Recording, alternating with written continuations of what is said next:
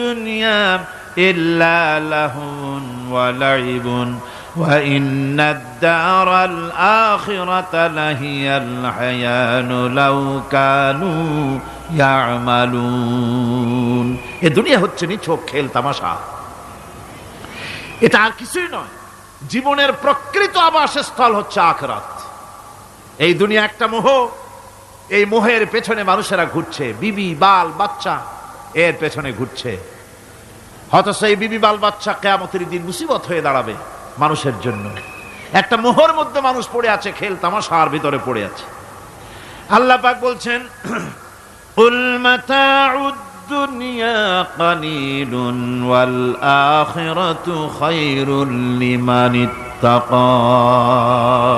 বলো, দুনিয়ার সমস্ত সম্পদ খুবই নগণ্য, আর যে ব্যক্তি পরকালকে বিশ্বাস করে, পরকালের কামনা করে, সেই খোদাভীরু লোকদের জন্য পরকাল হচ্ছে প্রকৃত আবাসস্থল। সেই জায়গাটাই হলো আসল জায়গা। ওই জায়গার জন্য কিছু তৈরি করতে হবে। কোরআনে কারিমে রব্বুল আলামিন বলছেন, আরাদিতুম বিল হায়াতিদ দুনিয়া মিনাল আখিরাহ ফামা মাতাউদ দুনিয়া ফিল আখিরাতি ইল্লা কালিল। তোমরা কি পরকালের জীবনের বিনিময় এই দুনিয়ার জীবনটাই বেশি পরিতুষ্ট হয়েছ? অথচ দুনিয়ার জীবনের সুখ সম্পদ তো পরকালের তুলনায় খুবই নগণ্য। পরকালের সুখ অনেক বেশি, পরকালের দুঃখটাও অনেক বেশি, সুখটাও অনেক বেশি। পরকালটাই স্থায়ী। সুতরাং দুনিয়ার মোহে না পড়ে পরকালের জন্য জীবনটাকে পরকাল ভিত্তিক জীবন তৈরি করো। আল্লাহ পাক বলছেন, ফাম্মা মান তাগা ওয়া আসারাল হায়াতাদ দুনিয়া ফাইন্নাল জাহিমা হিয়াল মাওয়া। অতঃপর যে ব্যক্তি বিদ্রোহ করেছে এবং দুনিয়ার জীবনকে অগ্রাধিকার দিয়েছে, তার জায়গা হচ্ছে জাহান্নাম। জোরে বলেন নাউজুবিল্লাহ। যে ব্যক্তি আল্লাহর সঙ্গে বিদ্রোহ করেছে আর পরকালের জন্য পাথর জোগাড় করে নাই, দুনিয়াকে অগ্রাধিকার দিল, পরকালকে ভুলে গেল, তার জায়গা হলো জাহান্নাম। ওয়া আম্মা মান খাফা মাকামা রাব্বিহি ওয়া নাহান নাফসা আনিল হাওয়া ফাইন্নাল জান্নাতা হিয়াল মাওয়া। আর যে ব্যক্তি আপন প্রভুর সামনে উপস্থিত হওয়াকে ভয় করেছে এবং আপন প্রবৃত্তিকে লালসা মুক্ত করেছে, লালসার হাত থেকে রক্ষা করেছে, আল্লাহ রব্বুল আলামিন কিয়ামতের দিন তার জন্য রেখে দিয়েছেন জান্নাত। তার জন্য কোন জায়গা? জান্নাত। আমাদেরকে পরকাল ভিত্তিক জীবন যাপন যদি করি, তাহলে কবরের জবাবগুলি খুব আসান হবে। আর যদি পরকাল ভিত্তিক জীবন যাপন না হয়, কবরটা মুসিবত হয়ে যাবে। হযরত ওসমান রাদিয়াল্লাহু তাআলা আনহু কবরের কাছে গিয়ে খুব কাঁদতেন। সাহাবায়ে কেরাম প্রশ্ন করেছেন, হুজুর, রাসূল করিম সাল্লাল্লাহু আলাইহি ওয়াসাল্লাম যখন জান্নাত ও জাহান্নামের ওয়াজ করেন, তখনও তো এত বেশি আপনি কাঁদেন না, যত বেশি কাঁদেন কবরের কাছে এসে, কারণ কি? হযরত ওসমান রাদিয়াল্লাহু তাআলা আনহু বলতেন, আমার সাথীরা, আমি আমার হাবিবের কাছে, আল্লাহ রাব্বুল আলামিনের রাসূলের কাছে আমি শুনেছি, এই কবরটাই হলো প্রথম স্টেশন, এই কবরটাই হলো প্রথম ইমিগ্রেশন কাউন্টার। এই জায়গায় কেউ যদি ধরা পড়ে যায়, কারো যদি চার্জশিট হয়ে যায়, সব জায়গায় ধরা পড়ে যাবে। হাসরে মিজানে সিরাতে কোনো জায়গায় নাজাত পাবে না। আর এই কবরটা যদি কেউ মুক্তি পেয়ে যায়, মিজান সিরাত হাসর সব জায়গা থেকে আল্লাহ তারে ভালোভাবে পার করে দিবেন। এটা হলো আসল জায়গা, মারাত্মক জায়গা, খুব মারাত্মক জায়গা। আমি এটাকে ইমিগ্রেশন কাউন্টার বলেছি আমার ভাষায়। ইমিগ্রেশন কাউন্টার যারা বিদেশ ভ্রমণ করেছেন তারা জানেন। লন্ডন যাবেন, আমেরিকা যাবেন, সৌদি আরব যাবেন, যে কোনো বিদেশে যাবেন, গেলেই পাসপোর্ট তারা দেখবে। পাসপোর্টে আপনার ন্যাশনালিটি কোনটা সেটাই তারা জানতে চাইবে। আপনি কোন দল করেন এটা তারা জানতে চাইবে না। আপনি কোন ভাষায় কথা বলেন তাও তাদের জানার দরকার নাই। প্রথমেই তারা আপনার ন্যাশনালিটি দেখবে, আপনার আইডেন্টিটি কি তারা জানতে চাইবে। তারপরে যদি স্যাটিসফ্যাক্টরি হয় আপনাকে ভিসা দিয়ে ভেতরে ঢুকবার ব্যবস্থা করে দেবে। আর যদি তারা স্যাটিসফাইড না হয় তাহলে আপনাকে মেহমানখানায় ঢুকানো হবে গ্রেফতার করে। কবর হচ্ছে এ ধরনের একটি ইমিগ্রেশন কাউন্টার। কবরের ভিতরে মানুষ যখনই রাখা হবে সঙ্গে সঙ্গে দুজন ফেরেশতা আসবে। কবরের কাছে যারা এসেছিল দাফন হয়ে যাওয়ার পর এই লোকগুলি 40 কদম যেতে যতক্ষণ লাগে এর মধ্যেই দুজন ফেরেশতা এসে যাবে। এসে জিজ্ঞেস করবে, মান রব্বুকা, তুমি কোন দল করতে? ওটা তাদের জানার দরকার নেই। চাকরি কিসে করতেন ওটা জানার দরকার নেই। ব্যবসা করতেন না চাকরি করতেন প্রয়োজন নেই। প্রথমেই জিজ্ঞাসা করা হবে ন্যাশনালিটি, প্রথমেই জিজ্ঞাসা করা হবে তার ন্যাশনালিটি সম্পর্কে, তার আইডেন্টিটিটা কি, এবং সেটাকে সত্যায়িত করার জন্য বোঝার জন্য 3টি প্রশ্ন। প্রথম প্রশ্ন, মান রব্বুকা ওয়া মা দীনুকা ওয়া মান নাবিয়্যুকা, তোমার রব কে, তোমার দিন কি, তোমার নবী কে। যদি এই ব্যক্তি বেঈমান হয়, মুনাফিক হয়, সে বলবে হায় হাতা লা আদরি, হায় হাতা লা আদরি, জানি না আমার রবকে, আমি জানি না। তোমার দিন কি, দিন কারে কয় বুঝি না। এরপরে আল্লাহর নবী জনাবে মুহাম্মদ রাসূলুল্লাহ সাল্লাল্লাহু আলাইহি ওয়াসাল্লামকে দেখানো হবে, বলা হবে মা কুনতা তাকুলু ফি হাদার রাজুল, এই ব্যক্তি সম্পর্কে তোমার ধারণা কি নিকে, বলবে আমি চিনি না। নাউযুবিল্লাহ। বাস, এরপরে তার যা হবার তাই শুরু হয়ে যাবে। আর যদি বান্দাটা মুমিন হয়, প্রশ্ন করা হবে মান রব্বুকা, জবাব দেবে রব্বি আল্লাহ, আমার রব আল্লাহ রাব্বুল আলামিন। ওয়া মা দীনুকা, দীনুনা ইসলাম, আমার দিন হচ্ছে ইসলাম। এরপরে আল্লাহর নবীকে দেখানো হবে। কয়েক রকমের বর্ণনা আছে, কোন বর্ণনায় আছে হুজুরের আকারে দেখানো হবে, অথবা রসুলকে সরাসরি দেখানো হবে। বলা হবে মা কুনতা তাকুলু ফি হাদার রাজুল, এই লোকটি সম্পর্কে ধারণা কি। মুমিন ব্যক্তি বলবে হাদা নবিয়ুনা মুহাম্মাদুর রাসূলুল্লাহ সাল্লাল্লাহু আলাইহি ওয়াসাল্লাম, ইনি আমার তো সেই নবী মুহাম্মাদুর রাসূলুল্লাহ সাল্লাল্লাহু আলাইহি ওয়াসাল্লাম। আমরা যেন এই রকমের জবাব দিতে পারি, আল্লাহ কবুল করো। সকলে জোরে কোন আমিন। জবাব হয়ে যাওয়ার পর গায়ব থেকে আওয়াজ আসবে, ফাফরিশু বিল জান্নাতি ওয়ালবিসু বিল জান্নাহ, ও আমার ফেরেশতারা আমার এই বান্দাকে জান্নাতের পোশাক পরাইয়া দাও আর কবরটাকে জান্নাতের বিছানা বিছাইয়া দাও। জান্নাতের পোশাক পরায় দাও, জান্নাতের বিছানা বিছাইয়া দাও। ইলা মাদ্দা বাসারিহি, তার চোখের দৃষ্টি যতদূর যায় কবরটা ততটা প্রশস্ত করে দাও।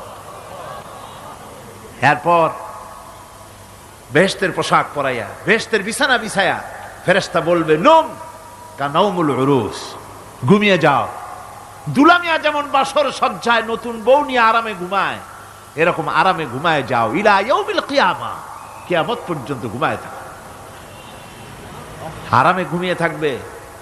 এরপরে সিংগায় ফুৎকার হবে, সিংগার ফুৎকারের আওয়াজে তার ঘুম ভেঙে যাবে। বলবে ইয়া ওয়াইলানা মান বা'সানা মিন মারকাদিনা, হায় আফসোস, আমার এত আরামের ঘুম থেকে কে আমাকে জাগ্রত করলো, আমার ঘুমটারে নষ্ট করলো কে। আওয়াজ আসবে হাদা মা ওয়াদার রহমান ওয়া সাদাকাল মুরসালুন, এটা হচ্ছে রহমানের সেই ওয়াদা, আর মুরসালিনরা নবীরা সত্য কথাই বলেছিলেন, সেই কিয়ামত অনুষ্ঠিত হচ্ছে। আমার বন্ধুগণ, সেজন্য এই দুনিয়ার মোহে পড়ে থাকলে পরে দুনিয়ায় যারা অগ্রাধিকার দিবে দুনিয়াকে পরকালের তুলনায়, জবাব দিতে পারবে না কবরের ভিতরে গিয়া। আর যারা পরকালকে অগ্রাধিকার দিবে, দুনিয়ার চাইতে পরকালকে বেশি অগ্রাধিকার দেবে, আর আল্লাহর ভয় কলিজার ভিতরে রাখবে, কবরের জবাব সঠিকভাবে দিতে পারবে, কিয়ামতের দিন আল্লাহ রাব্বুল আলামিন তাদের জন্য জান্নাত দান করবেন। জোরে বলেন আমিন। দুনিয়াটা হচ্ছে দুনিয়া যেখানে আমরা আসি। আমি আগেই বলেছি দুনিয়া হচ্ছে আদনা শব্দ থেকে এর উৎপত্তি হয়েছে। তুচ্ছ, নিকৃষ্ট, এটার দাম নাই, এটার মূল্য নাই। হযরত ইবনে কাইয়িম রাহিমাহুল্লাহ নওয়ারাল্লাহু মারকাদাহু ওয়া জাআলাল জান্নাতা মাথওয়াহু, হযরত ইবনে কাইয়িম তিনি বলছেন, সুন্দর করে বলছেন দুনিয়া সম্পর্কে, মা মাদা ফিদ দুনিয়া আহলামুন ওয়া মা বাকিয়া মিনহা আমানি ওয়াল ওয়াক্তু বাইনাহুমা দায়ুন। মা মাদা ফিদ দুনিয়া আহলামুন, জীবনের যে অংশ ফেলে এসেছি সেটা আজ একটা স্বপ্ন। ওয়া মা বাকিয়া মিনহা আমানি, আর জীবনের যে অংশ সামনে বাকি আছে সেটা এখন একটা আকাঙ্ক্ষা। ওয়াল ওয়াক্তু বাইনাহুমা দায়ুন, আর এর মাঝখান থেকে সময় সব চলে যাচ্ছে। কত বড় কথা চিন্তা করেছেন? জীবনের যে অংশ ফেলে এসেছি তা আজকে স্বপ্ন, তা আজ কি বলেন? স্বপ্ন। আর সামনে যা আছে সেটা আকাঙ্ক্ষা, আর মাঝখান থেকে সময় সব চলে যাচ্ছে। এরপরে তিনি বলছেন, وَمَنْ يَسْعَ بِالدُّنْيَا يَكُنْ مِثْلَ قَابِضٍ عَلَى الْمَاءِ خَانَتْهُ فُرُوجُ الْأَصَابِعِ। দুনিয়াদারের অবস্থা হচ্ছে এই, কেউ যদি দুই হাতে পানি খামসায় ধরে, দুই হাতে কি ধরছে বলেন? দুই হাতে পানি খামসায় ধরেছে, খুব মজবুত করে ধরেছে, 2 মুঠ পানি। বলেন থাকবে কতটুকু? কতটুকু থাকবে? 1 ফোঁটাও থাকবে না, কারণ তার আঙ্গুলের ফাঁক তার সাথে খেয়ানত করবে, আঙ্গুলের ফাঁক দিয়া পানিগুলি সব বেরিয়ে চলে যাবে। সুতরাং দুনিয়া যারা চায় তারা ঠিক পানি খামসায় ধরলে পানি যেমন হাতের ভেতর থেকে খেয়ানত করে চলে যায়, যারা দুনিয়া চায় দুনিয়াও তাদেরকে এভাবে ফাঁকি দিয়ে চলে যায়। তবুও দুনিয়ার মায়া মানুষের এত বেশি। আল্লাহর নবী বলেন, লাউ কানা লি ইবনি আদম ওয়াদিন মিন যাহাবিন লাহাব্বা ইয়াকুনা লাহু সানিন। এই পৃথিবীতে যদি কাউকে একটা মাঠ ভরে যদি সোনা দেওয়া যায়, লোকটা বলবে রব্বুল আলামিন, আমি যদি আরেকটা মাঠ এরকম সোনা ভরা পেতাম। দ্বিতীয় আরেকটা মাঠ দেওয়া হলে আবার বলবে যদি তৃতীয় আরেকটা মাঠ সোনা ভরে যদি পেতাম। নবীজি বলেন, ওয়ালা ইয়ামলাউ জাওফু ইবনু আদামা ইল্লা তুরাব। মানুষের পেট 3.5 হাত মাটি ছাড়া, কবরের মাটি ছাড়া মানুষের পেট ভরবে না। আরো চাই, আরো চাই, চাওয়ার কোনো শেষ নাই। মানুষ এভাবে করে দুনিয়ার মহব্বতে এমনি পাগল হয়ে যায়, শুধু দুনিয়ার মহব্বত, পরকালকে বেমালুম ভুলে যায়। আমি কিন্তু এই কথা বুঝাতে চাই নাই যে পরকালের মহব্বতে, পরকালের ভয়তে বা পরকালের জন্য দুনিয়া আপনি বাজার ঘাট, বেচা কিনা, ব্যবসা বাণিজ্য সবকিছু ভুলে যান, না তা নয়। ভুল বোঝার কোনো কারণ নাই। পরকালকে অগ্রাধিকার দিতে হবে, মানে দুনিয়াটা চিরস্থায়ী জায়গা নয়। চিরস্থায়ী হচ্ছে কোনটা? আখিরাত। চিল্লায় এখন কোনটা? সুতরাং এখানে যা করতে হবে, আখিরাতে জবাবদিহিমূলক জীবন যাপন করতে হবে।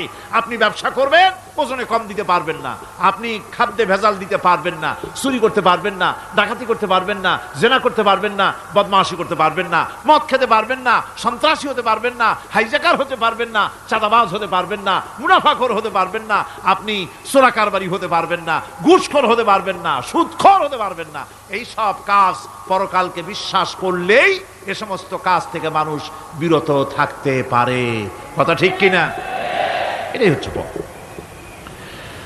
সুতরাং এই পৃথিবী থাকবে না, এটা কি চিরকাল থাকবে না? এর একটা পরিসমাপ্তি ঘটবে। যেমন করে সারা বছর লেখাপড়া করার পর কলেজে, বিশ্ববিদ্যালয়, মাদ্রাসায়, হাই স্কুলে, সব জায়গায় সারা বছর লেখাপড়া করার পর যেমন পরীক্ষা দেওয়ার একটা দিন আসে, সারা বছর ব্যবসা করার পর হিসাব নিকাশ করার যেমন একটা সময় আসে, সারা মাস চাকরি করার পর বেতন পাওয়ার যেমন একটা দিন আসে, সারা জীবন চাকরি করার পর পেনশন পাওয়ার যেমন একটা সময় আসে, অনুরূপ ভাবে এই দুনিয়া যেদিন শেষ হয়ে যাবে, আল্লাহ নির্ধারিত সময় শেষ হয়ে যাওয়ার পর একটা সময় আসবে যখন আল্লাহ রব্বুল আলামিন সব শেষ করে দিবেন, লন্ড ভন্ড হয়ে যাবে, কিছুই থাকবে না। কোরআনে কারিমে আল্লাহ সব বলেছেন, কোরআনে সব আল্লাহ বলে দিয়েছেন। আল্লাহ পাক বলেন এই পৃথিবীর সব কেমন ভাবে ধ্বংস হবে তার চিত্র আল্লাহ পাক কোরআনে কারিমে তুলে ধরেছেন। ইযাস সামাউ ফাতারাত ওয়া ইযাল কাওয়াকিবু তাসারাত ওয়া ইযাল বিহারু ফুজ্জিরাত ওয়া ইযাল কুবুরু বু'সিরাত। যখন আকাশসমূহ দীর্ণ বিদীর্ণ হয়ে যাবে, তারকাগুলি বিক্ষিপ্ত হয়ে ছিটকে পড়বে, আর সমুদ্রগুলি উচ্ছ্বসিত হয়ে পড়বে, কবরগুলি সব তার ভেতরে যা আছে উদ্গীরণ করে দেবে, তারকাগুলি স্থিমিত হয়ে যাবে। এরপরে সমস্ত আকাশগুলি কাতাইয়িস সিজিল্লিল কুতুব, কিতাবের পৃষ্ঠার মতো একটার পরে একটা ঠাস ঠাস করে পড়তে থাকবে, চূর্ণ বিচূর্ণ হয়ে ভেঙে চুরে একাকার হয়ে যাবে। পাহাড়গুলিকে উড়িয়ে দেওয়া হবে, চন্দ্র এবং সূর্য একাকার হয়ে যাবে। আল্লাহ রাব্বুল আলামিন বলেন ফাইদা বারিকাল বাসার ওয়া খাসাফাল কমার ওয়া জুমিআশ শামসু ওয়াল কমার। চক্ষু যখন বিস্ফারিত হয়ে যাবে, চাঁদ যখন তার আলো হারিয়ে ফেলবে, সূর্য যখন তার আলো হারিয়ে ফেলবে, চাঁদ আর সূর্য সব একাকার হয়ে যাবে, সেই সময়ের অবস্থাটা কি চিন্তা করো। মানুষ হয়রান হয়ে দৌড়াদৌড়ি করবে। ওয়াহুমিলাতিল আরদু ওয়াল জিবালু ফাদুক্কাতা দাক্কাতান ওয়াহিদা। জমিন এবং পাহাড়গুলির মধ্যে আল্লাহ রাব্বুল আলামিন সংঘর্ষ বাঁধিয়ে দিবেন, পাহাড়গুলি ভেঙে চুরে টুকরা টুকরা হয়ে যাবে। পাহাড়গুলি উঁচু করে জমিনের উপরে আছাড় মেরে আল্লাহ রাব্বুল আলামিন ভেঙে চুরে চুরমার করে দিবেন। সুবহানাল্লাহ। ওয়া তাকুনুল জিবালু কালইহনিল মানফুস। পাহাড়গুলো পেঁজা ধোনা তুলার মতো করে উড়িয়ে দেওয়া হবে, পাহাড় উড়ে যাবে। সুবহানাল্লাহ পড়ো।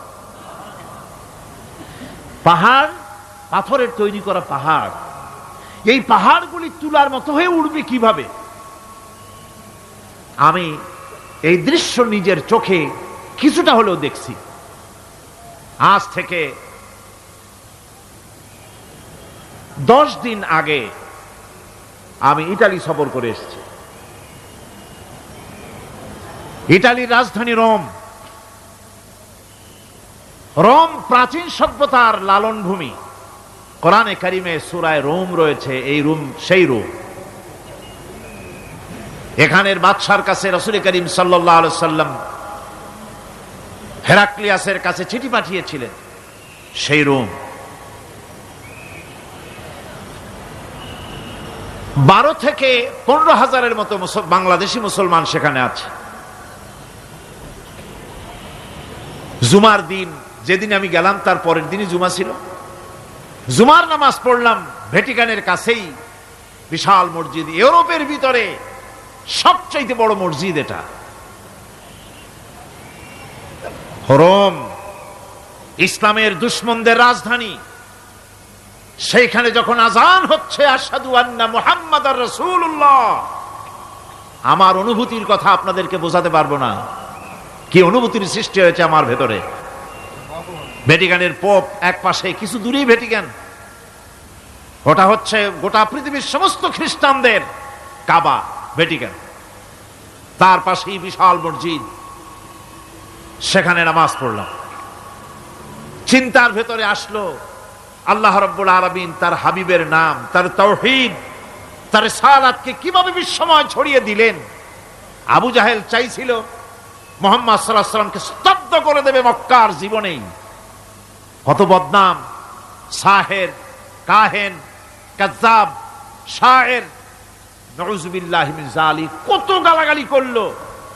আর আল্লাহ শুনালেন, হাবিব চিন্তার কোনো কারণ নাই, ওয়া রাফা'না লাকা যিকরাক, আমি আপনার প্রশংসা বিশ্বময় ছড়িয়ে দেব।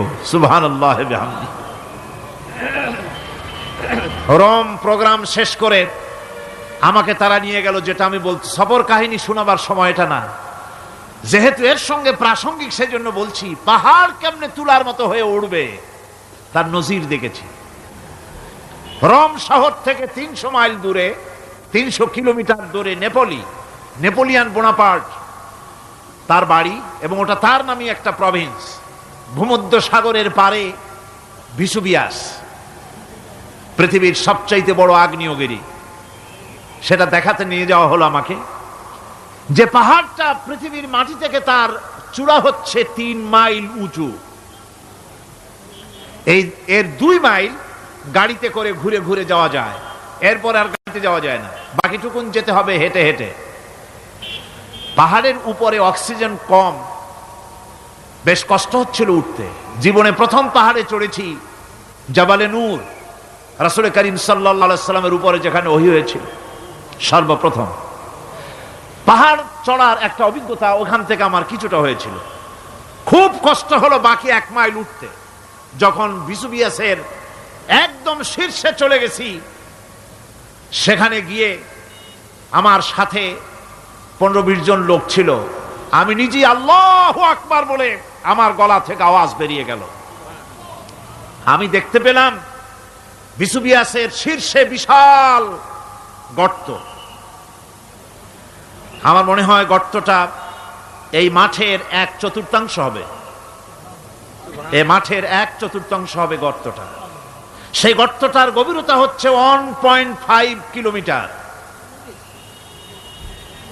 এইখান থেকে পাথরগুলি উত্থিত হয়েছে, আগ্নেয়গিরি পাথর আগুনে গলে লাভা হয়ে এগুলি পাহাড় বেয়ে উপচে পড়েছে, চতুর্দিকে 12 মাইল ছড়িয়ে গিয়েছে। আমার মনে পড়ল ওয়াকুদুহান নাসু ওয়াল হিজারা, জাহান্নামের আগুনের ইন্ধন হবে মানুষ আর পাথর। আমি সেখানে সেজদায় পড়ে গিয়া কানলাম আর বললাম, আল্লাহ জাহান্নামের আগুন হারাম করে দিও আমাদের জন্য। পাথর কিভাবে গলে পাথরগুলি গলে পুড়ে চতুর্দিকে পড়েছে আর ছিটকেছে, চতুর্দিকে ছিটকে পড়েছে। সেই পাথরগুলি ছিটকে ছিটকে যেগুলি পুড়ে পড়েছে সেগুলিকে দূরে সাদা রঙের বলে মনে হয়, কোনোটা সাদা কোনোটা কালো, মনে হয় যেন তুলার মতো হয়ে পড়ে আছে চতুর্দিকে। 1944 সনে তৃতীয়বারের মতো ভিসুভিয়াস অগ্নিগিরি যে অগ্নি উৎপাত করে, তাতে আশেপাশের 12 মাইল এলাকা এফেক্টেড হয়ে যায়। পাথরগুলি গলে এভাবে বিধ্বস্ত করে দিয়েছে। এখান থেকে এখানে জোহরের নামাজ, আসরের নামাজ আমরা পড়লাম, আল্লাহর কাছে খুব দোয়া করলাম। এখনো ধোঁয়া উঠতেছে, এখনো পাহাড়ের ফাটল দিয়ে ধোঁয়া উঠছে। একজন হাত দিয়ে আমাকে বলল যে খুব গরম লাগে ধোঁয়াগুলি। ওখানকার লোকেরা বলল যে ভেতরে এখনো আগুন আছে, তবে সুপ্ত, যে কোনো মুহূর্তে আবার তা জাগ্রত হতে পারে। আমরা সেখান থেকে নেমে এলাম। একটু কিছু দূর গিয়েই সেখানে হলো পম্পেই শহর। এই পম্পেই শহরটা হচ্ছে ঈসা আলাইহিস সালামের জন্মের 2000 বছর আগে এই শহর তৈরি হয়। ঈসা আলাইহিস সালামের জন্মের 179 বছর পর ভূমিকম্প হয়। সেই ভূমিকম্পে গোটা পম্পেই শহরটা পৃথিবীর মানুষের চোখের আড়াল হয়ে যায়, ধ্বংস হয়ে যায়, মাটির তলায় গরক হয়ে যায়। আজ থেকে 200 বছর আগে মাটি খনন করতে গিয়ে এই শহর আবিষ্কৃত হয়। পুরা শহরটা খুঁড়ে তারা বের করেছে। 180 হেক্টর জমিনের উপরে এই বিশাল শহর। ঘুরে ঘুরে দেখলাম, গাড়ি চলে না সেখানে, পায়ে হেঁটে দেখতে হলো। প্রশস্ত রাস্তা। আজ থেকে 4000 বছর আগের মানুষেরা রাস্তা বানাতে জানতো পাথর দিয়ে, এবং রাস্তার দুধারে তাদের ছিল ফুটপাত, পানির ব্যবস্থা, নগরায়নের সব রকমের সুযোগ সুবিধা। তারপরে সেখানে বিচারালয়, এরপরে দোকানপাট, বাজারঘাট, সবকিছুর ব্যবস্থা রয়েছে। বিশাল বিশাল পাথরগুলি দিয়ে পিলার তৈরি করা। ভাবলাম এই পিলারগুলি, এই পাথরগুলি তারা কিভাবে ক্রেন ছাড়া এত উপরে উঠালো কি করে, আমার মাথায় আসলো না। পাথর কেটে কেটে সুন্দর সুন্দর অঙ্কন শিল্প তারা করেছে। এরপরে ঘুরতে ঘুরতে বাদশার রাজার বাড়িতে গিয়ে ঢুকলাম। সেখানে গিয়ে দেখলাম উলঙ্গ এত মূর্তি পাথরের তৈরি করা। পাথর কেটে কেটে দেওয়ালে যৌন মিলনের এমন কোন অশ্লীল ছবি নাই যা তারা সেখানে তৈরি করে নাই। উলঙ্গ মূর্তি আর উলঙ্গ যৌন মিলনের অসংখ্য ছবি দিয়ে এই এলাকা ভরা। তখন আমি বুঝলাম আল্লাহর গজব হওয়ার কারণটা কি, এই শহরটা মাটির নিচে গরক হয়ে যাওয়ার কারণটা কি। আল্লাহ পাক জেনা ব্যভিচার যে দেশে বেশি হয় আল্লাহ পাক বরদাস্ত করেন না। দুশ্চরিত্র যে দেশের মানুষ দুশ্চরিত্র হয়ে যায়, জেনা ব্যভিচার বেশি হতে থাকে, আল্লাহ গরক করে দেন, গজব দেন। এই গজব এক এক সময় এক এক রকমের হয়ে আসে। কখনো মাটির নিচে দাবায় দেন, কখনো মহামারী, কোনো দেশে কলেরা, কোনো দেশে জলোচ্ছ্বাস, কোথাও ভূমিকম্প, আর সর্বশেষ এই জেনা ব্যভিচারের জন্য আল্লাহ পাকের চূড়ান্ত এই যৌনতার অশ্লীলতার জন্য চূড়ান্ত গজব বর্তমান বিশ্বের জন্য এইডস। আল্লাহ পাক এই গজব দিয়েছেন। বন্ধুগণ, আমি সেই জায়গা, আমি সেখানে যা দেখলাম যে আল্লাহ পাক পাহাড়গুলিকে কিভাবে উড়াবেন এটা অস্বীকার করার কোনো উপায় নাই। বিশ্বাস তো করতামই, তবে হযরত ইব্রাহিম আলাইহিস সালাম যেমন বলেছিলেন, রব্বি আরিনি কাইফা তুহিল মাউতা, আয় আল্লাহ তুমি মরাকে জিন্দা করবা কেমনে? আল্লাহ পাক বলেন, আওয়ালাম তুমিন, তুমি বিশ্বাস করো না? ইব্রাহিম আলাইহিস সালাম বললেন, বালা, অবশ্যই বিশ্বাস করি, ওয়ালাকিন লিয়াতমাইন্না কলবি, যদি চোখে দেখতাম তাহলে আমার অন্তরাত্মা খুব ঠান্ডা হতো। আল্লাহ রাব্বুল আলামিন চোখে দেখায় দিলেন জিন্দা কেমনে মুর্দা হবে, মুর্দা কেমনে জিন্দা হবে, আল্লাহ দেখায় দিলেন। পাহাড় উড়ায় দিবেন আল্লাহ রাব্বুল আলামিন। একথা কলিজার মধ্যে এটার উপর ঈমান বিশ্বাস, কিন্তু আল্লাহ চোখে দেখাইছেন, ঈমান আরো মজবুত হয়েছে, যা ছিল আরো মজবুত হয়েছে। সুবহানাল্লাহ। আল্লাহর ভয়তে কলিজা কেঁপেছে। আমি পাহাড়ের উপরে কেঁদেছি, যার যার হয়ে কেঁদেছি।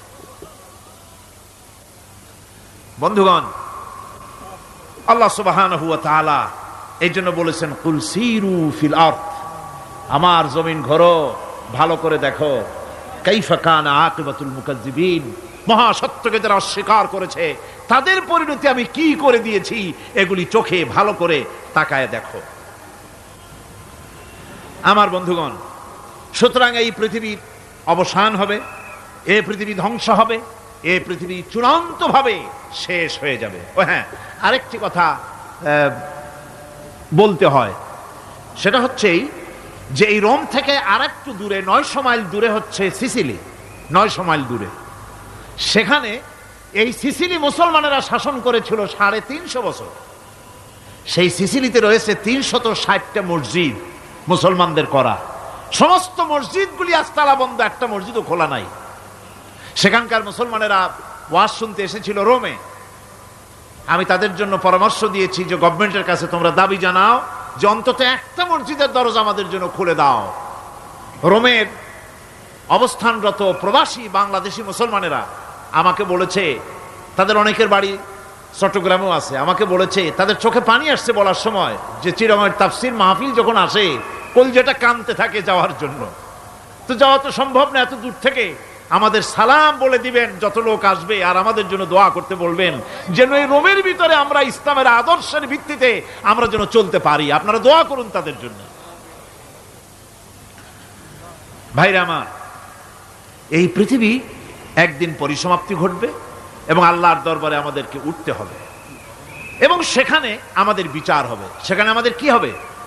বিচার হবে।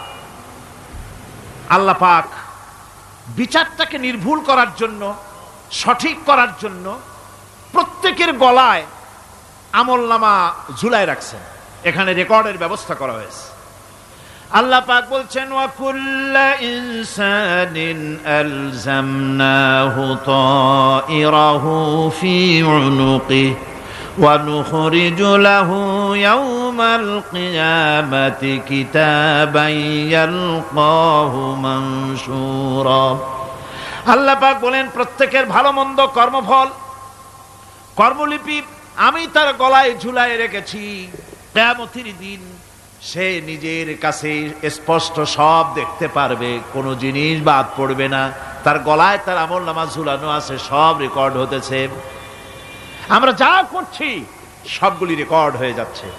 বর্তমান বিজ্ঞানীরা আবিষ্কার করেছে যে মানুষের শরীরের ভিতরে ডিএনএ আছে, রক্তের ভিতরে ডিএনএ, এটা একটা কোড ওয়ার্ড। মানুষের রক্তের ভিতরে ডিএনএ আছে।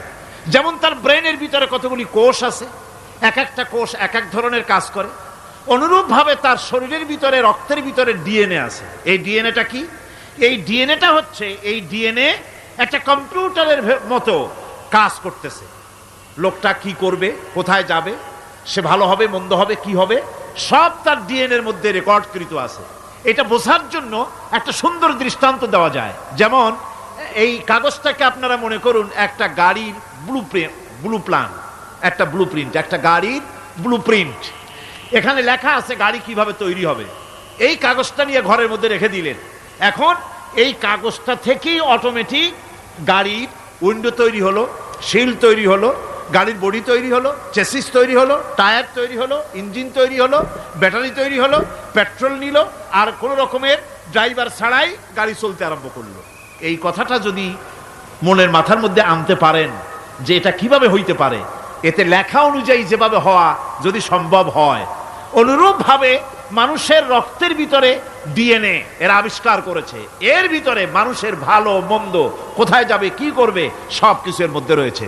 কোরআনে কারীমে আল্লাহ রাব্বুল আলামিন, আমি গত বছরও বলছিলাম যে বিজ্ঞানের আবিষ্কার যত বাড়বে, কোরআন বোঝা মানুষের জন্য তত সহজ হবে। কোন সুবহানাল্লাহ।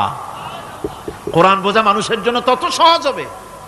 সুতরাং মানুষের গলার সাথে আল্লাহ পাক বলছেন যে একটা আমলনামা আমি ঝুলাই দিয়েছি তার গলার সাথে, সে যা করতেছে ওখানে সব লিপিবদ্ধ হচ্ছে, কম্পিউটারাইজড, কম্পিউটারের মতো এগুলি সব গ্রহণ করতেছে। এগুলি কিয়ামতের দিন তার সামনে হাজির করা হবে। কিয়ামতে যখন আমলনামা তার সামনে দিয়ে বলা হবে, ইকরা কিতাবাকা কাফা বিনাফসিকাল ইয়াওমা আলাইকা হাসিবা, তাকে বলা হবে নিজের কর্মলিপি নিজেই পড়ো, আজ তুমি তোমার নিজের হিসাব নিতে যথেষ্ট। বন্ধুগণ, এই মাহফিলে যত লোক আমরা বসে আছি, আমরা আমাদের হিসাব নিতে যথেষ্ট না আরেকজন লাগবে? কোন আমরা যথেষ্ট কিনা? কথা বোঝেন নাই। আমি বলতে চাইছি এটা, আমরা যদি এখন চোখ বুঝে চিন্তা করি যে পিছনের জীবনে কি করেছি, মনে পড়বে নাকি পড়বে না? বলেন সবাই, পড়বে কি পড়বে না? ছোটবেলায় কবে পায়ের নিচে কাটা ফুটেছিল, কবে কোথায় আছাড় খেয়েছিলেন, কবে কার বেল, তাল, আম, কাঁচা আম চুরি করে খেতে গিয়ে কিল খেয়েছিলেন, তাড়া খেয়েছিলেন, তাকে এখন মনে নাই? আছে।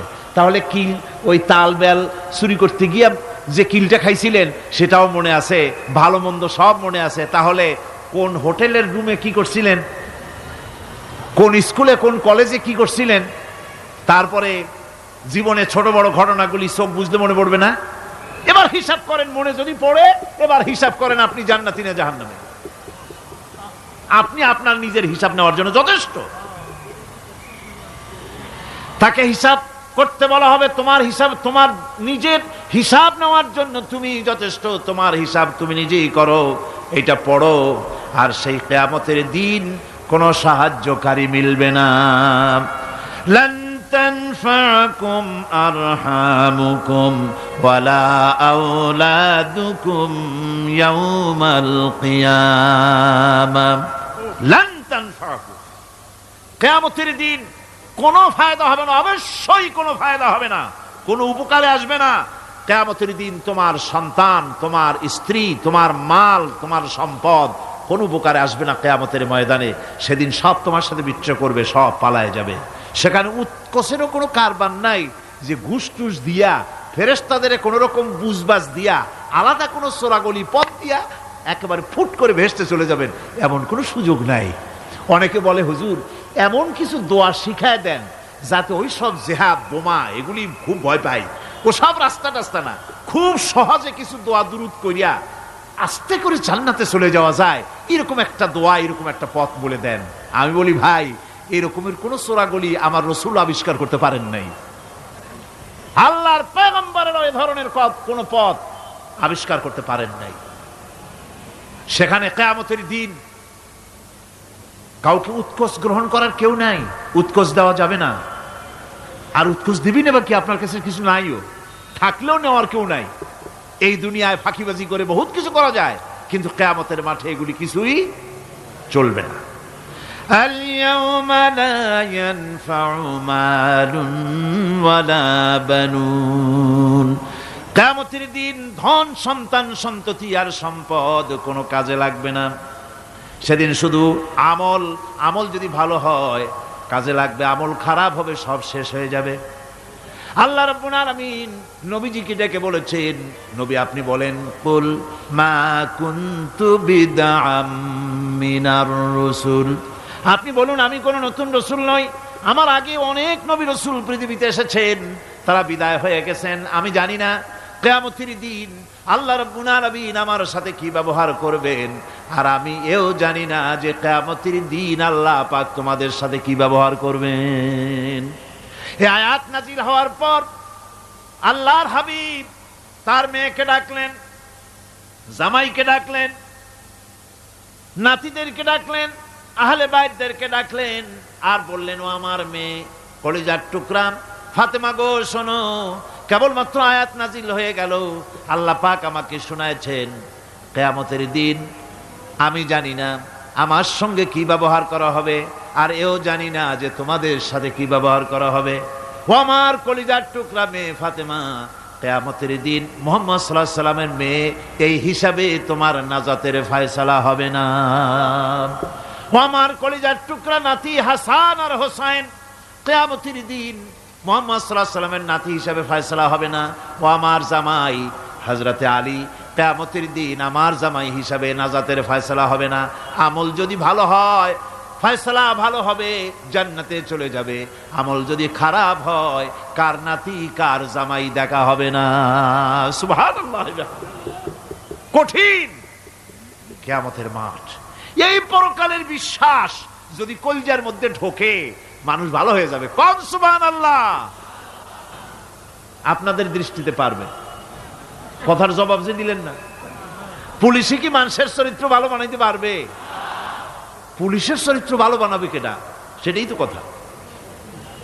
মানুষের চরিত্র যাতে ভালো থাকে, মানুষের জন্য খারাপ কাম না করে সেজন্য পুলিশ যাতে খারাপ কাম না করে সেজন্য আরো একটা ডিপার্টমেন্ট আছে না, তারা যাতে খারাপ কাজ না করে সেজন্য আর একটা আছে।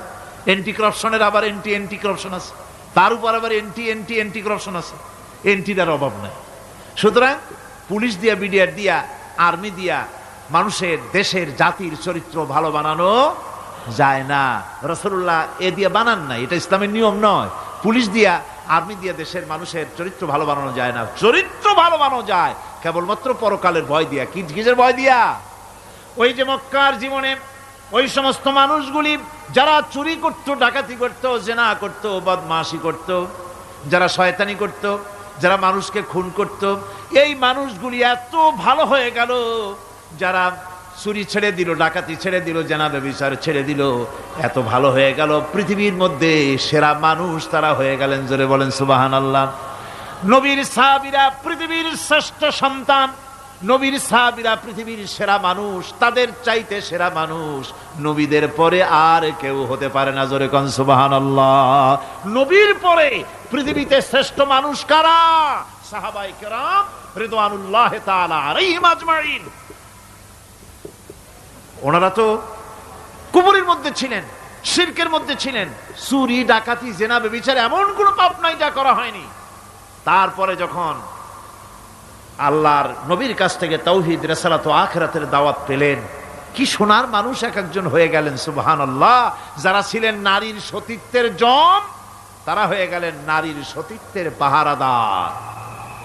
যারা মানুষের মাল চুরি করত, ডাকাতি করত, তারা রাতভর মানুষের মালের পাহারা দিল, মানুষের রক্তের পাহারা দিল। সুবহানাল্লাহ বিহামদি।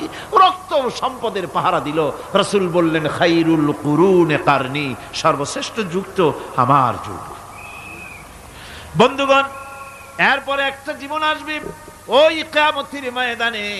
এই পরকালের বিশ্বাসটা গুরুত্বপূর্ণ ব্যাপার। আমাদের সব কিছুর হিসাব দেওয়া লাগবে।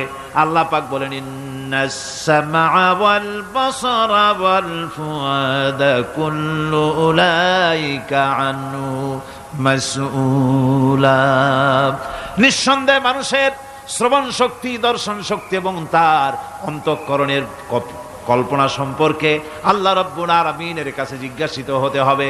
কান দিয়া কি করেছিল, চোখ দিয়া কি করেছিল, মুখ দিয়া কি করেছিলে, হাত দিয়ে কি করেছিলে, সব কিছুর জবাব আল্লাহ রাব্বুল আলামিনের কাছে দিতে হবে।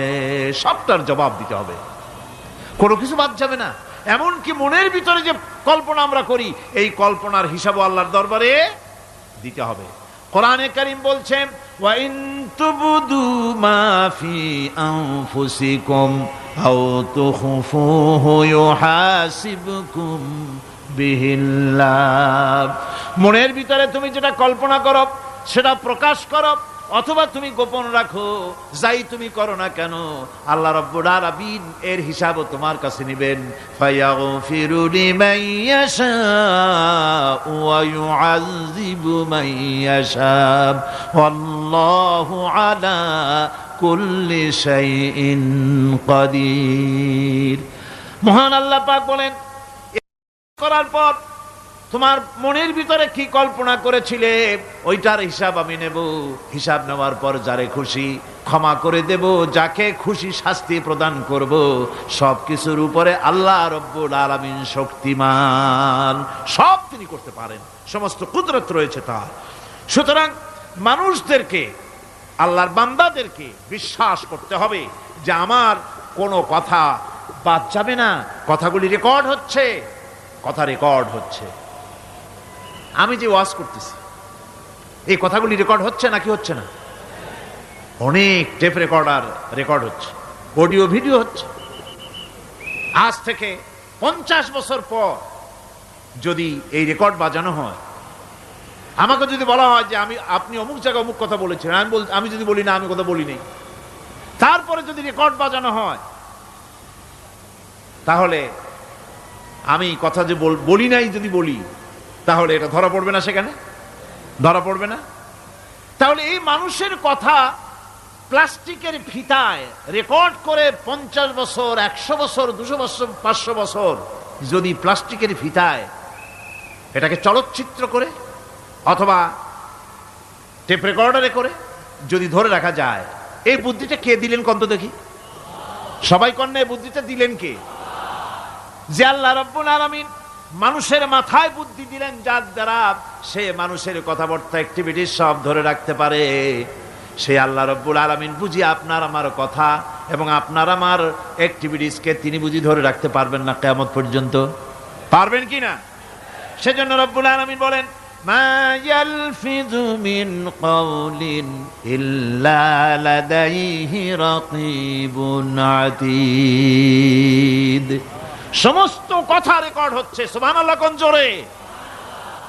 সমস্ত কথা রেকর্ড হচ্ছে, একটা কথাও বাদ যাবে না। মুখ আছে বলেই কথা বলবেন তা না, হিসাব করে কথা বলতে হবে। গীবত গাওয়া যাবে না, মিথ্যা কথা বলা যাবে না, মিথ্যা ওয়াদা করা যাবে না। মিথ্যা ওয়াদার তো মৌসুম এসে গেছে।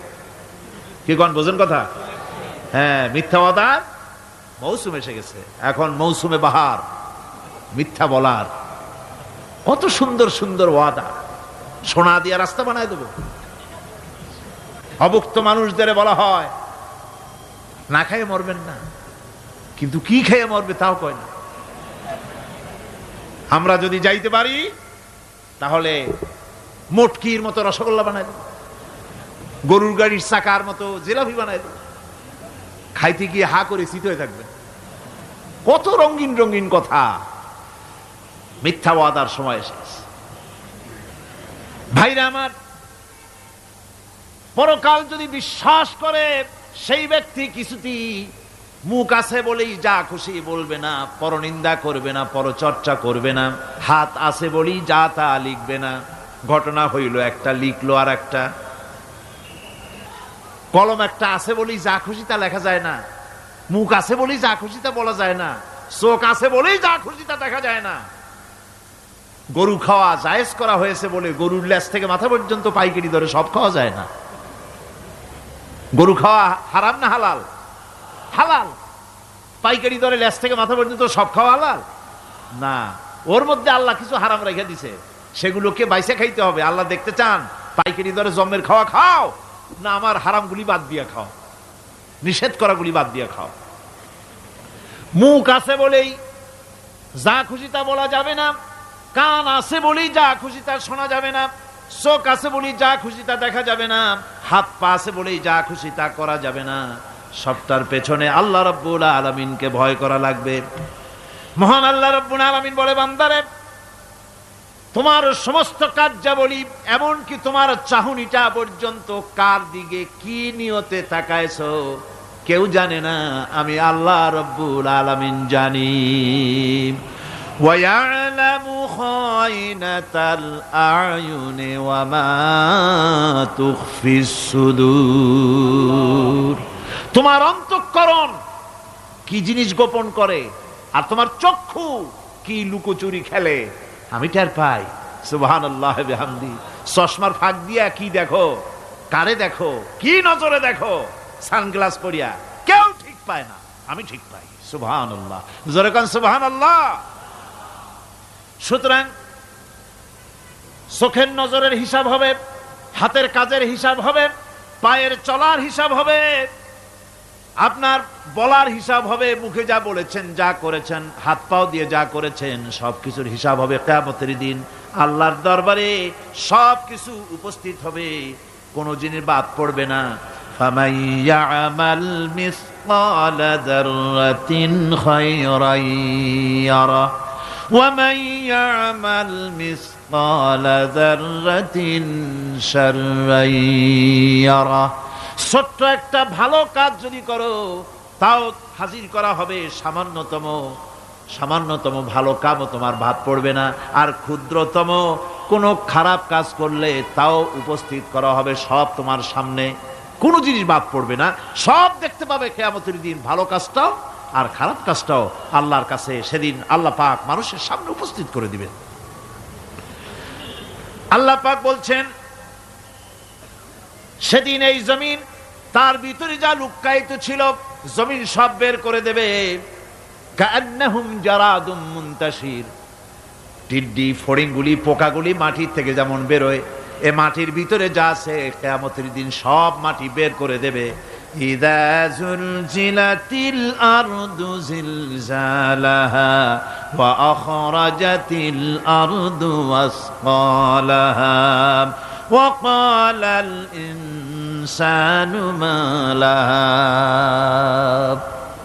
এ জমিনকে ঝাঁকি মারা হবে প্রবল এক ঝাঁকুনি, প্রবল এক ঝাঁকুনিতে এ পৃথিবীর মধ্যে যা কিছু আছে সব বেরিয়ে যাবে। সুবহানাল্লাহ কইতে ইচ্ছা করে না মিয়ারা? এক ঝাঁকুনিতে পৃথিবী সব বের করে দেবে। মানুষ হয়রান হয়ে বলবে কি হয়েছে, এ মাটির হলোটা কি? আমার বন্ধুগণ, মানুষ হয়রান হয়ে গিয়ে বলবে মাটির কি হলো? আল্লাহ রাব্বুল আলামিন বলেন ইয়াউমাইযিন তুহাদ্দিসু আখবারাহা বিআন্না রাব্বাকা আওহালাহা। জমিনের উপরে যা ঘটেছে জমিন তা সব বের করে দেবে, সব প্রকাশ করে দেবে। আর এটা এই জন্য হবে যেহেতু তার রবের হুকুম হয়েছে, তার রব হুকুম করেছে বের করে দে। জমিনের ভিতরে আছে যা সব বেরিয়ে যাবে, আকাশ ভেঙে পড়বে, পাহাড় উড়ে যাবে, জমিনের ভিতরে যা আছে সব উপরে চলে আসবে, পৃথিবীতে সব শেষ, কিচ্ছু নাই, আকাশ নাই, পাহাড় নাই, সমুদ্র নাই, সব একাকার, চন্দ্র নাই, সূর্য নাই, তারকা নাই, গ্যালাক্সি নাই, মহাশূন্য নাই, সব শেষ। আল্লাহ রাব্বুল আলামিন সমস্ত ফেরেশতাদেরকে শেষ করে দিবেন, সকলের মওত হয়ে যাবে, কেউ আর থাকবে না। এমনকি হযরতে আজরাইল মালাকুল মউত তিনিও থাকবেন না, সব আল্লাহ রাব্বুল আলামিন মৃত্যু করে দিবেন। এরপরে আল্লাহ রাব্বুল আলামিন একা তিনি বলবেন ইয়া দুনিয়া, ইয়া দুনিয়া আইনা আনহারুকি। এ পৃথিবী, তোর সেই সমুদ্রগুলি কোথায়, নদীগুলি কোথায়? ইয়া দুনিয়া আইনা আশজারুকি। হে দুনিয়া, তোমার গাছগুলি কোথায়? এত বন বনানি, এত গাছ ছিল। ইয়া দুনিয়া আইনা জিবালুকি। এ পৃথিবী, তোর জমিনে যত পাহাড় ছিল পাহাড়গুলি কই? যত স্বৈরাচার ছিল জমিনের উপরে, যারা স্বৈরাচারী মনোবৃত্তি নিয়ে মানুষ ধ্বংস করেছে, দেশ ধ্বংস করেছে, মায়ের বুক খালি করেছে, ওই স্বৈরাচারগুলি কই? কোনো জবাব নাই। আল্লাহ পাকের পরে বলবেন লিমানিল মুলকুল ইয়াউম। কার রাজত্ব? আজকে রাজত্বটা কার? আল্লাহ 3 বার আওয়াজ দিবেন, আজকে রাজত্ব কার? আল্লাহ পাক যখন 3 বার করে ডাক দিবেন, কোনো জবাব নাই, কোনো জবাব নাই। কে জবাব দেবে? আল্লাহ রাব্বুল আলামিনের সামনে কার ক্ষমতা আছে কথা বলার? কেউ তো নাই, সব শেষ। আল্লাহ পাক বলবেন, লিল্লাহিল ওয়াহিদুল কাহ্হার, একমাত্র পরাক্রমশালী আল্লাহ রাব্বুল আলামিনের রাজত্ব আজ। সেই হাসরের মাঠে আমাদের সকলকে উপস্থিত হয়ে যেতে হবে। কেউ আমরা এখান থেকে বাঁচতে পারবো না, সবাইকে উঠতে হবে। অপরাধীরা সেখানে অসহায় হয়ে যাবে, অপরাধীরা অসহায় হয়ে যাবে। আল্লাহ পাক বলেন, فَإِذَا جَاءَتِ الصَّاخَّةُ يَوْمَ يَفِرُّ الْمَرْءُ مِنْ أَخِيهِ وَأُمِّهِ وَأَبِيهِ وَصَاحِبَتِهِ وَبَنِيهِ। অবশেষে যখন কান ফাটানো আওয়াজ আসবে, এই আওয়াজ সেদিন মানুষ নিজের মা বাপ ভাই বোন সব থেকে বিচ্ছিন্ন হয়ে যাবে, সব একের থেকে আরেকজন পালায়ে যাবে, হারায় যাবে, কেউ কাউকে আর খুঁজে পাবে না। সেদিন ওই কিয়ামতের মাঠে বিভীষিকাময় দৃশ্য, মানুষ হয়রান হয়ে যাবে। মাথার 1 হাত অথবা অর্ধ মাইল অথবা 1 বিগত এতটুকুন উপরে ওই প্রকাণ্ড সূর্যটার তাপ আসবে, গুনাহগারের মাথার চান্দি ফেটে গিয়া মগজগুলি গলে গলে নাক কান দিয়ে বের পড়তে লাগবে, জিহ্বাটা কুকুরের মতো ঝুলে নাভিস্থল পর্যন্ত পড়ে যাবে, মাটিটা সূর্যের উত্তাপে তামার মতো গরম হয়ে যাবে, সারা হাসর জুড়ে আওয়াজ হবে, পানি পানি পানি। মানুষেরা হয়রান হয়ে যাবে। সে হাসরের ময়দানে এই চরম কষ্টের ভিতরে আল্লাহ রাব্বুল আলামিন বলেন, সেদিন 2 ভাগ হয়ে যাবে। একদল মানুষের চেহারা আলোয় ঝলমল হয়ে যাবে, আর একদল মানুষের চেহারাগুলি কালো হয়ে যাবে। উজুহু ইয়াউমাইযিন মুসফিরাতুন দাহিকাতুন মুস্তাবশিরা ওয়া উজুহু ইয়াউমাইযিন আলাইহা গাবারা। আল্লাহ পাক বলেন, এক শ্রেণীর মানুষের চেহারা হাস্যোজ্জ্বল ঝলমলে হয়ে যাবে, আর এক শ্রেণীর মানুষের চেহারাগুলি কালো হয়ে যাবে। তারহাকুহা কাতারা উলাইকা হুমুল কাফারাতুল ফাজারা। হাস্যোজ্জ্বল, স্বচ্ছন্দপূর্ণ, সুন্দর, উজ্জ্বল ঝলমলে চেহারা হবে ঈমান আনার কারণে, পরকালকে বিশ্বাস করার কারণে, আল্লাহ এবং রসুলের কথা অনুযায়ী জীবন যাপনের কারণে চেহারাটা উজ্জ্বল হয়ে যাবে। আর আল্লাহর নাফরমানি, রসুলের নাফরমানি, পরকালকে অস্বীকার করার কারণে কাফেরগুলির চেহারা, মুনাফিকগুলির চেহারা কালো হয়ে যাবে। তাদেরকে আলাদা করে দেওয়া হবে। আমতাজুল ইয়াওমা আইয়ুহাল মুজরিমুন, মুজরিমদেরকে আলাদা করে দেওয়া হবে, 2টা ভাগ হয়ে যাবে। এই চরম অবস্থা সৃষ্টি হবে কিয়ামতের ময়দানে। সেদিন রাসূল করিম সাল্লাল্লাহু আলাইহি ওয়াসাল্লাম উম্মতের জন্য সুপারিশ করবেন। সেই সুপারিশ যেন আমাদের করতে পারেন, সেজন্য আমাদেরকে তৈরি করতে হবে, সে ধরনের যোগ্য আমাদেরকে বানাতে হবে। বন্ধুগণ, এই পরকালীন জীবন, এর সম্ভাবনা, এটা যে হবে এবং সেই পরকালে আমাদের সকলকে যে উঠতে হবে, কিয়ামতে আল্লাহর কাছে জীবনের সব কিছুর জবাবদিহি করতে হবে, এই ভীতি সৃষ্টি করতে চায় আল্লাহ পাক মানুষের ভেতরে। আল্লাহ পাকের চাইতে মানুষের কল্যাণকামী আর কেউ আছে? চিল্লায় কোন আল্লাহর চাইতে, বিশ্ববাসীর সৃষ্টি জগতের কল্যাণকামী আল্লাহর চাইতে, রাসূলের চাইতে বেশি কেউ কি আছে? সে আল্লাহ পাক সব বলে দিলেন, ওপেন সিক্রেট করে দিলেন, সব গোপন ফাঁস করে দিলেন। কেমনে বিচার হবে, কেমনে কিয়ামত অনুষ্ঠিত হবে, কেমনে কি হবে, সব খুলে খুলে আল্লাহ পাক বলে দিলেন আমাদেরকে ভালো হওয়ার জন্য। কোরআনে কারীম বলছে, লাইসাল বিররা আন তুওয়াল্লু ওয়ুজুহাকুম কিবালাল মাশরিকি ওয়াল মাগরিব। পূর্ব পশ্চিমে মাথা ঘুরানো, সার নত করা, মাথা ঘুরানো, মুখ ঘুরানো, এটাই কিন্তু সৎ কাজ এবং পুণ্যবান হওয়ার সৎ কাজ করার নেককার হওয়ার জন্য যথেষ্ট নয়, বরং ওয়ালাকিন্নাল বিররা মান আমানা বিল্লাহি ওয়াল ইয়াউমিল আখির। প্রকৃতপক্ষে সৎকারী মুমিন, ভালো কাজ করা, প্রকৃত মুমিন, সত্যিকারের ভালো মানুষ, সত্যিকারের ইমানদার হওয়ার জন্য 10টি কাজ লাগবে। কয়টি কাজ? 10টি কাজ লাগবে। সেই 10টি কাজের একটি কাজ গত বছর আপনাদের খেদমতে আরজ করা হয়েছে, 2টি বলা হয়েছে, বাকি আজকে বললাম আর একটা, হয়ে গেল 3টা। বাকি আছে কয়টা? 7টা। বাকি আছে আরো 7টা। পরকাল ভিত্তিক জীবনযাপন যদি করতে পারি তাহলে আমরা হব দুনিয়ার শ্রেষ্ঠ মানুষ। কোন আলহামদুলিল্লাহ। আমার দেশ, আমার জাতি, আমার school, college, university, secretariat, cantonment, রান্নাঘর থেকে শুরু করে বঙ্গভবন, দেশের সর্বত্র মানুষের ভেতরে যদি পরকালের জবাবদেহিমূলক জীবনযাত্রার অনুভূতি সৃষ্টি করে দেওয়া যায়, কিয়ামত আছে আর জবাব দিতে হবে আল্লাহর দরবারে।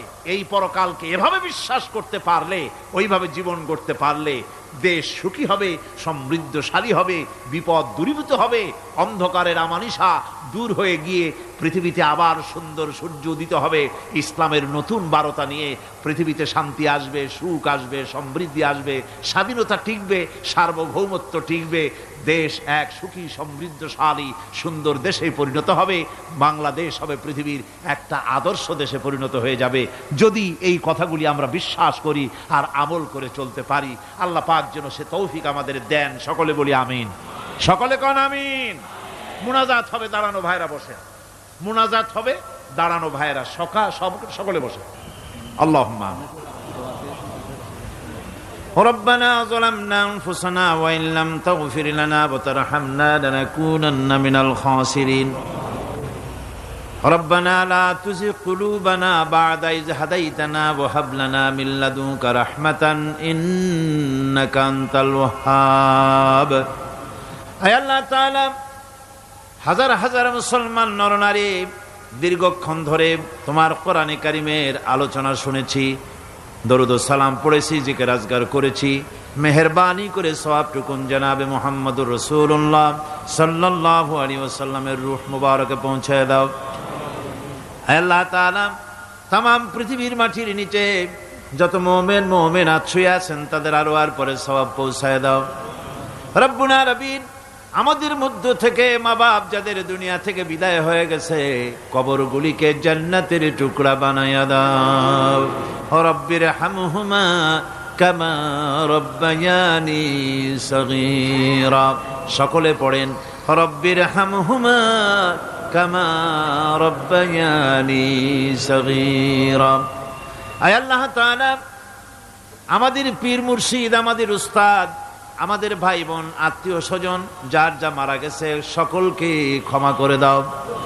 গোটা পৃথিবীতে আজকে যত মুসলমান বেঁচে আছেন সমস্ত মুসলমানদের গুনাহ খাতা মাফ করে দাও। সমস্ত মুসলমানদেরকে এক বানায় দাও, নেক বানায় দাও। মুসলমানদের জিন্দেগির গুনাহ খাতা মাফ করে দাও।